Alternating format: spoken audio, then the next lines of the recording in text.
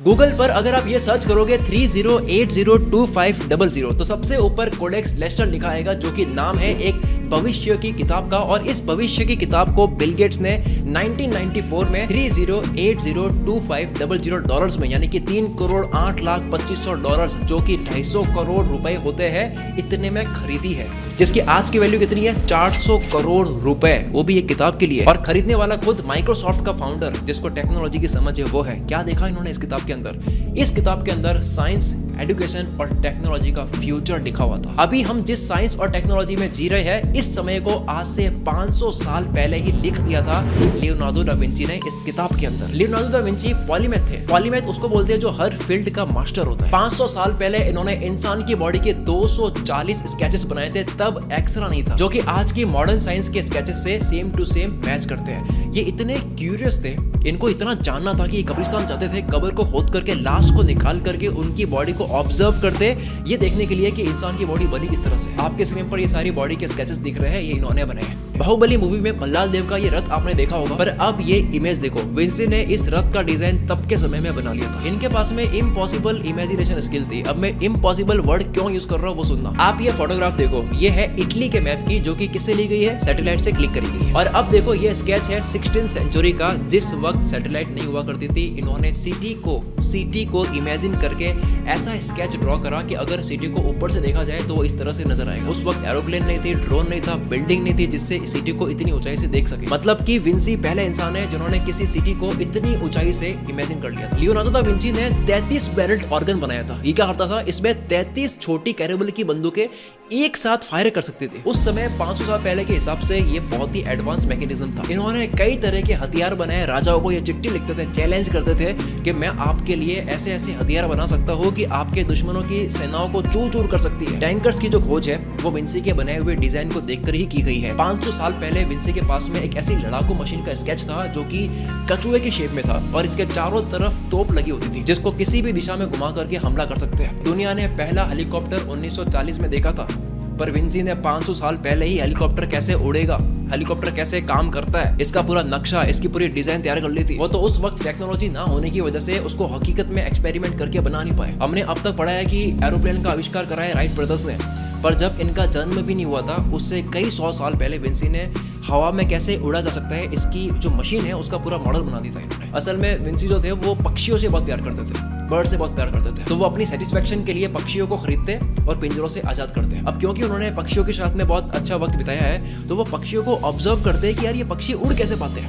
और एक दिन इनका भी उड़ने का मन हुआ, इनको भी हवा में सैर करने का मन हुआ, तब इन्होंने एक मॉडल डिजाइन करा। सोचो किसी को भी अगर ये पता लगाना है कि पक्षी कैसे उड़ पाता है, तो उसकी वीडियो बनानी होगी और उसको स्लोमो में देखना होगा, तब एक एक पंख दिखाई देगा सही से, फ्रेम बाय फ्रेम। पर विंसी ने पक्षी के उड़ने की एक एक फ्रेम को कैसे कैप्चर करा सुनना। ये केज के अंदर पक्षी को रखते हैं, बर्ड्स का जो केज होता है उस केज को वो खोलते हैं, जैसे ये पक्षी उड़ने लगता है उसको वो ऑब्जर्व करते हैं और स्केच बनानी स्टार्ट कर लेते हैं। फ्रेम बाय फ्रेम ऑब्जर्व करके उसको स्केच कर लेते हैं ताकि पता लग सके कि पक्षी उड़ क्यों पा रहा है। और इस प्रोसेस को समझकर इन्होंने फ्लाइंग मशीन बना ली थी, इसका पूरा डिजाइन तैयार कर लिया था, जो कि आप देख सकते हो। इसमें इंसान की बैठने की जगह भी बनाई है इन्होंने। सेबेस्टियन लेनॉर्मड इनको पैराशूट बनाने का क्रेडिट दिया जाता है, पर अम्ब्रेला का जैसा स्ट्रक्चर को लेकर हवा में उड़ते हुए इंसान का स्केच सबसे पहले विंसी ने ही बना दिया था। ये सुनकर तो मैं खुद दंग रह गया कि 26 जून 2000 में एंड्रे निकोलस ने विंसी के स्केच को देख करके इन्होंने पैराशूट बनाया और उसके बाद में उसको लेकर के वो 10,000 फीट की ऊंचाई से छलांग लगा दी, वो भी बिना किसी सेफ्टी के। लोग हैरान तब रह गए जब निकोलस सही सलामत नीचे उतर गए और विंसी की जो स्केच थी वो सही साबित हो गई। इनकी लाइफ का सबसे डेस्परेट प्रोजेक्ट जो है, जिसमें इन्होंने बहुत टाइम दिया है, वो है मोनालिसा की पेंटिंग। 14 साल दिए थे इन्होंने। इस पेंटिंग को बनाने में इन्होंने बाल से भी छोटे ब्रश का इस्तेमाल करा था। लोग कहते हैं कि इन्होंने अपना फीमेल वर्जन बनाया है, कई लोग कहते हैं कि इसमें कई राज छुपे हुए हैं। इनफैक्ट मोनालिसा के एक्सप्रेशन बताने भी काफी डिफिकल्ट होता है। इनकी एक और फेमस पेंटिंग है द लास्ट सपर। जब जीसस और उनके 12 प्यूपल्स को शूली पर चढ़ाया जा रहा था, तब इन सब लोगों ने एक आखिरी बार साथ में बैठ करके खाना खाया था। ये पेंटिंग उस घटना को दर्शाती है। प्लस एक और इंटरेस्टिंग चीज है जो मैंने खुद प्रैक्टिकली करके देखी, मैं दंग रह गया था देख करके। अगर फोटोशॉप में इस पेंटिंग को खोलते हो और एक और इमेज इसके ऊपर डुप्लीकेट में लगाते हो और ऊपर वाली इमेज को आप फ्लिप करते हो और उसके बाद में आप ओवरले करते हो, तो उसके बाद में जैसी ऊपर वाली इमेज को आप मूव करते रहोगे वैसे आपको कुछ और दिखाई देगा। सोचो टेस्ला ने अब सेल्फ ड्राइविंग कार लॉन्च की है, पर विंसी का एक स्केच है जहां पर इन्होंने सेल्फ ड्राइविंग ड्राइविंग व्हीकल का मॉडल बनाया था जिसका नाम इन्होंने रखा था सेल्फ प्रोपेल्ड कार्ट। इस दुनिया में पहली कार बनी है 1886 में। उससे भी पहले कार तो छोड़ो, सेल्फ ड्राइविंग व्हीकल बना दिया, वो भी 500 साल पहले, जिसको वो एक्सपेरिमेंट करके देख नहीं सकते। सोचो ये अभी के टाइम पे होते तो टेक्नोलॉजी का फायदा लेकर ये कार को हवा में उड़ा लेते हैं। अब तक मैंने जितनी भी खोजें बताई है या इससे कई ज़्यादा साइंटिफिक आर्टिस्टिक खोजें या कई मिस्ट्रीज, जैसे कि आसमान का रंग जो है वो नीला क्यों है, पक्षी जो है वो इतनी देर तक हवा में क्यों रह पाता है, ये सारी चीज़ें कोडेक्स लेस्टर बुक में लिखी हुई है, जिसको बिल गेट्स ने 250 करोड़ रुपए में खरीदा था, जिसकी आज की वैल्यू है 400 करोड़ रुपए। लियोनार्डो दा विंची ने इतनी खोजें करी है, इतने आइडियाज दिए हैं, इतने डिजाइन बनाए हैं, इतनी पेंटिंग करी है। कुछ उनको कहते हैं कि वो साइंटिस्ट नहीं थे, वो पेंटर थे। कई लोग कहते हैं वो आर्टिस्ट थे, कई लोग कहते हैं वो आर्टिस्ट नहीं साइंटिस्ट थे।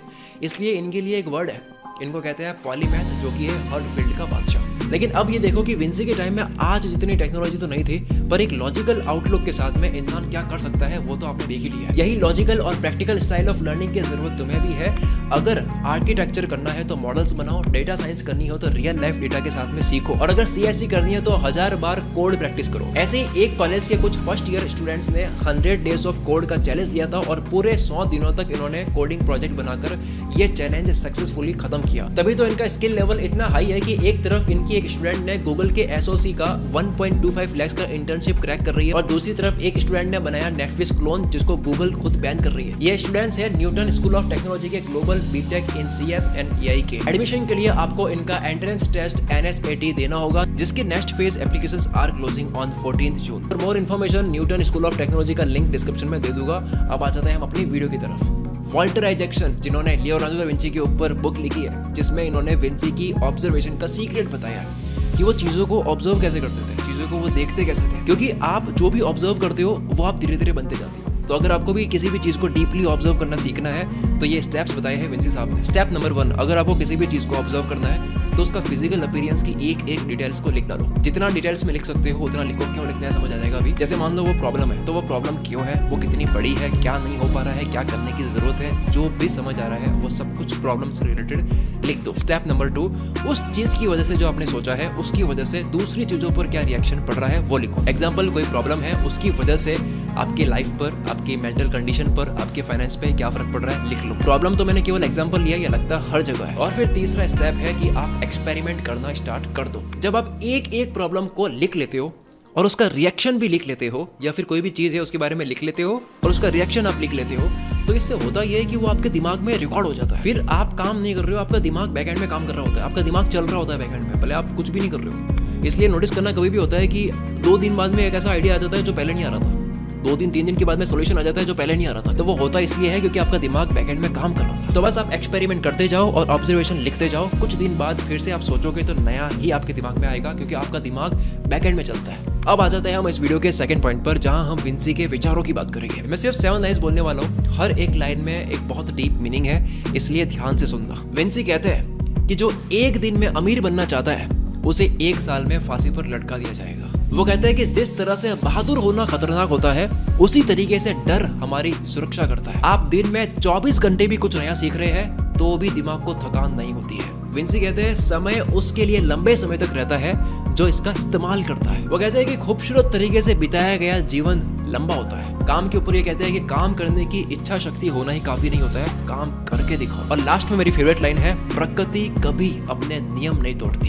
इन हर एक लाइन के अंदर एक पूरी की पूरी जिंदगी है। देखो, काबिलियत सब में होती है। मैंने 1 नहीं, 2 नहीं, 10 नहीं, 50 नहीं, 100 नहीं, 1000 बार देखा है कि हर इंसान में कोई ना कोई काबिलियत होती है। अभी आप जैसे मुझे देख रहे हो, आपके अंदर कुछ तो ऐसा है जिसके साथ में आप न्याय नहीं कर रहे हो, सही नहीं कर रहे हो। वो जो आपकी शक्ति है ना, उसका आप ढंग से इस्तेमाल नहीं कर रहे हो। क्यों नहीं कर रहे हो सुनना। विंसी क्या कहते हैं यहाँ पे, क्योंकि हमारा एक दोस्त है, हमारा दोस्त है, उसका नाम है मन, और ये बहुत कमजोर होता है, ये रोकता है, ये डरता है, ये कंफर्टेबल होना चाहता है। ये कमजोर मन आपको क्या कहता है बार बार, यार तू कितनी मेहनत कर रहा है, इतना करने के बाद भी नहीं हुआ तो आगे क्यों होगा, क्यों अपने आप को इतना कष्ट दे रहा है। रुक जाते हैं ना, गिव अप कर लेते हैं, क्या ही मिल जाएगा, मिलके भी क्या ही कर लेंगे उसका। विंसी कहता है कि लाइफ में हर इंसान एक ना एक बार तो बहुत बुरी तरह से अटकता है। अब विंसी के अकॉर्डिंग इस पॉइंट पर आपको अपना सेंस ऑफ ह्यूमर यूज करना चाहिए। सही सुना आपने, खराब हालतों को हल्के में लेकर उसके ऊपर मजाक उड़ाने का जिगरा होना चाहिए आपके अंदर। आपकी जो काबिलियत है उसके साथ में न्याय तभी होगा जब आप मुश्किल हालातों का मजाक उड़ाकर आगे बढ़ने की हिम्मत दिखाओगे। ये मैं नहीं, ये विंसी साहब कह रहे हैं। थर्ड, अब हम बात कर लेते हैं विंसी की इंटरकनेक्टेड थ्योरी के बारे में। ये मेरी फेवरेट थ्योरी है। विंसी के अकॉर्डिंग दुनिया की हर एक चीज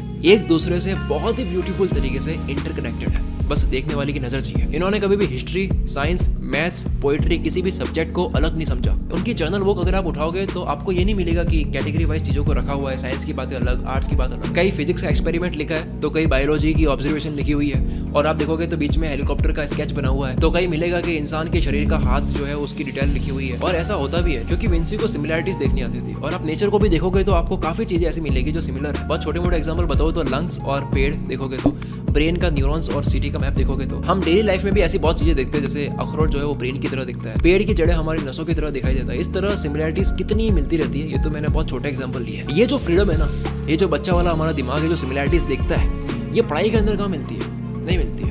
अगर आप यहाँ पर हिस्ट्री और फिजिक्स को मिलाओगे तो आपको बेवकूफ़ समझेंगे, केमिस्ट्री और अकाउंट को मिलाओगे तो आपको पता नहीं क्या समझेंगे, साइंस और कॉमर्स को आप छोड़ दो, आर्ट्स और कॉमर्स को छोड़ो, लोग दुनिया बेवकूफ़ समझेगी आपको। पर क्या हो अगर आपको मैं ये कहूँ कि इस दुनिया में जितने भी कामयाब लोग हैं या जितनी भी कामयाब कंपनीज है या स्टार्टअप्स है जो आ रहे हैं और आएंगे, वो क्या करते हैं? वो दो इंडस्ट्रीज को मिला देते हैं। याद है मैंने पिछली वीडियो में नावल रविकांत के पॉडकास्ट के बारे में बात करी थी। उन्होंने खुद बोला है कि दो अलग चीज़ों को जब आप मिला लेते हो, दो अलग इंडस्ट्री को जब आप मिला लेते हो तो शानदार कॉम्बिनेशन बन जाता है। एग्जाम्पल, अगर एक भालू है जो कुछ करके दिखाए तो इंटरेस्टिंग लगता है, और दूसरा है कि एक पहिए वाली साइकिल अगर कोई उसको चलाए तो वो भी इंटरेस्टिंग है। लेकिन भालू अगर उस एक पहिए वाली साइकिल को चलाएगा तो वो सर्कस बन जाता है और इंटरेस्टिंग बन जाता है। क्या कंपनीज यही नहीं कर रही है? क्या बहुत सारे प्रोडक्ट्स इसी बेस पे नहीं चल रहे हैं कि वो दो अलग अलग चीज़ों को मिला देते हैं? तो बताओ आप क्या दो अलग चीज़ों में कनेक्शंस देख पाते हो, डॉट्स कनेक्ट कर पाते हो? और ये चीज़ आप चलते फिरते इसकी प्रैक्टिस कर सकते हो। आप देखो कि आपको जो दिख रहा है उसमें क्या सिमिलरिटीज है, वो कौन सी दो अलग अलग चीजें हैं जिनको मिलाते हो अगर आप इमेजिनेशन के अंदर, तो वो इंटरेस्टिंग बन जाता है। इस एक्सरसाइज को बार बार करने से आपकी प्रैक्टिस होती है चीजों के बीच में इनडायरेक्ट कनेक्शन बिल्ड करने में। इससे होता ही है कि आपका दिमाग रैंडमली चलता है। इतना रैंडम होता है कि आप कहीं से कुछ सोच करके एक ऐसा बना लेते हो सोल्यूशन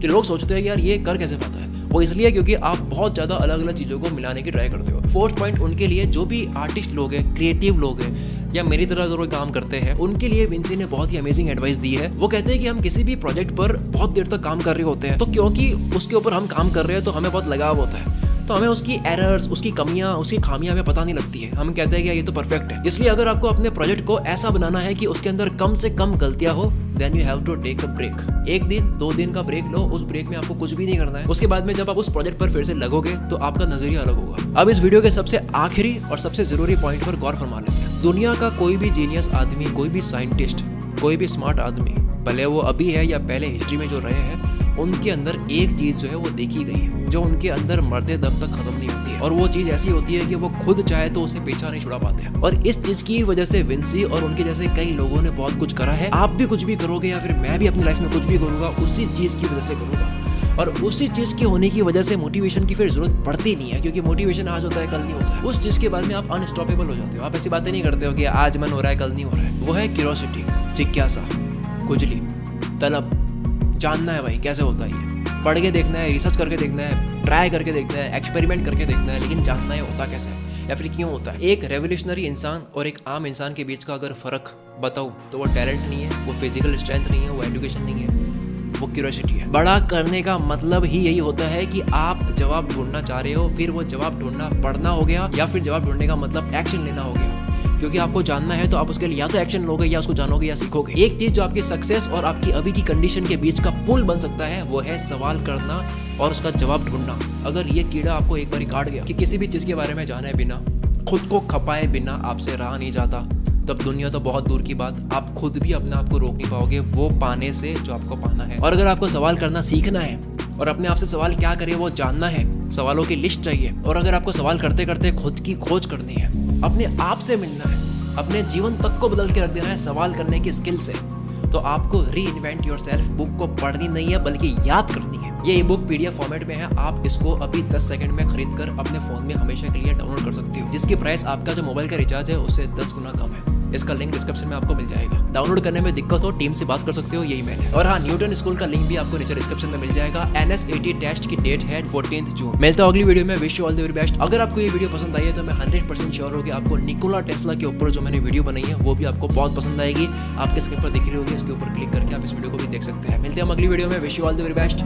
मैं शकील कुल मित्र से आपके सपनों को सपोर्ट करता हूँ।